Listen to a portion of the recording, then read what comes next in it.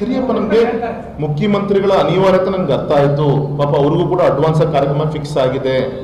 ನಮ್ಮೆಲ್ಲರ ಉದ್ದೇಶ ಮುಖ್ಯಮಂತ್ರಿ ಸಮಯ ಅಷ್ಟು ಮುಖ್ಯನೋ, ಗಡ್ಕರಿಜಿಯವರ 10 ಟಿಪಿನೂ ಕೂಡ ಅಷ್ಟೇ ಮುಖ್ಯ. ಪಾರ್ಲಿಮೆಂಟ್ ಸೆಷನ್ ಶುರು ಆಗ್ತಿದೆ. ಅವಾಗ ವಿನಂತಿ ಮಾಡಿಕೊಂಡ್ರು, ಅಧಿಕಾರಿಗಳು ಮಾಡ್ಕೊಂಡಿದ್ರು. ಅರೆ ಸ್ವತಃ ಮಂತ್ರಿಗಳಾಗ ಅವರು ವಿನಂತಿ ಮಾಡ್ಕೊಂಡಾಗ ನನ್ನ ಕಾರ್ಯಕ್ರಮ ಫಿಕ್ಸ್ ಆಗಿದೆ ಅಂತ ಹೇಳಿದಾಗ ಅಟ್ಲೀಸ್ಟ್ ಕೊನೆಗೆ ವರ್ಚುವಲ್ ಆದ್ರೂ ಕೂಡ ಸೇರ್ಪಡೆ ಸರ್ ಅಂತ ಒಂದು ಇನ್ನೊಂದು ಪತ್ರ ಬರ್ದಿರಲ್ಲ. ನಮ್ಮ ಉದ್ದೇಶ ಏನು, ಆ ಸಂತಸರಿಗೆ ಬೇಗ ಈ ಬ್ರಿಡ್ಜ್ ಅನ್ನ ಲೋಕಾರ್ಪಣೆ ಮಾಡ್ಕೊಡೋದು ಬಿಟ್ಟರೆ ಬೇರೆ ರಾಜಕಾರಣ ಏನಿದೆ ಇದರಲ್ಲಿ. ನನ್ನ ಕರ್ತವ್ಯ ಅಲ್ಲ ಅದು, ನನ್ನ ಕರ್ತವ್ಯ ನೋಡ್ರಿ.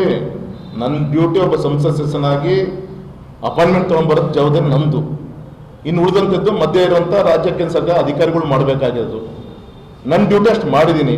ನನ್ನ ಕಳ್ಕಳಿ ಒಬ್ಬ ಚುನಾಯಿತ ಪ್ರತಿನಿಧಿಯಾಗಿ ನಾನು ಯಾರನ್ನು ಕರ್ಕೊಂಡು ಹೋಗ್ಬೇಕು, ಇದು ನನ್ನ ಸೆಕೆಂಡರಿ, ಅದು ಯಾವುದೂ ಅಲ್ಲ ನಂದು. ನನಗೆ ಜನರಿಗೆ ಅದು ಕೊಡಬೇಕಷ್ಟೇ. ವಿಚಾರ ಮುಟ್ಟಿದೆ, ಅದು ನೇರವಾಗಿ ಮುಟ್ಟಿದೆಯೋ ಇಂಡೈರೆಕ್ಟ್ಲಿ ಮುಟ್ಟಿದೆಯೋ, ಯಾರಿಗೆ ಮುಟ್ಟಬೇಕು ಮುಟ್ಟಿದೆ.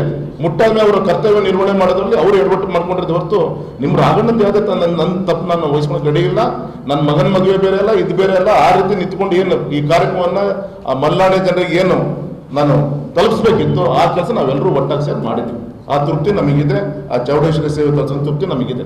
ಇದರಲ್ಲಿ ರಾಜಕಾರಣ ಮಾಡಕ್ಕೆ ಕೊಟ್ಟಂಥವ್ರು, ಇದರಲ್ಲಿ ಹಗುರವಾಗಿ ಯಾರ್ಯಾರು ಏನೇನು ಮಾತಾಡಿದ್ರು ಅದನ್ನು ನೀವು ಬಿತ್ತರಿಸಿ ಯಾವ್ಯಾವ ಭಾಷೆಗಳನ್ನು ಉಪಯೋಗಿಸ್ಕೊಂಡ್ರು, ನಿಮ್ಮ MP ವಾಪಸ್ ಏನಾದರೂ ಕೂಡ ಅದಕ್ಕೆ ಪ್ರತಿಕ್ರಿಯೆ ಕೊಟ್ಟನ, ಇಷ್ಟು ಸಮಾಧಾನದಲ್ಲಿ ಈ ಕಾರ್ಯಕ್ರಮ ತೆಗೆದುಕೊಂಡ ಕೆಲಸ ನಿಮ್ಮ MP ಚುನಾಯಿತ ಪ್ರತಿನಿಧಿಯಾಗಿ ಈ ಕಾರ್ಯಕ್ರಮಕ್ಕೆ ಯಾವುದೇ ಎಡವಟ್ಟುಗಳು ಆಗಬಾರ್ದು ಅಂತೇಳಿ ಎಲ್ಲರೂ ತಡ್ಕೊಂಡು ನಾನು ಇವತ್ತು ನಿಮ್ಮ ಎದುರಿಗೆ ನಾನು ಇವತ್ತು ಮಾತಾಡ್ತಿದ್ದೀನಿ ಅಲ್ವಾ.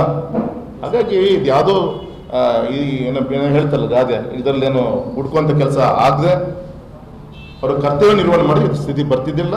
ಅತ್ಯಂತ ಹೃದಯ ಶ್ರೀಮಂತಿಗೆ ಮುಖ್ಯಮಂತ್ರಿಗಳ ಬಗ್ಗೆ ನನ್ನ ಆರೋಪ ಅಲ್ಲ. ಅವ್ರ ಕೈಯಲ್ಲಿ ಈ ರೀತಿಯಂಥ ಹಿಂದಿನ ರಾತ್ರಿ ಪತ್ರ ಪಡಿಸುವಂಥ ಒಂದು ಅನಿವಾರ್ಯತೆ ತಂದಿಟ್ರಲ್ಲ ಅನ್ನೋದು ನನಗೂ ಕೂಡ ನೋವಿದೆ.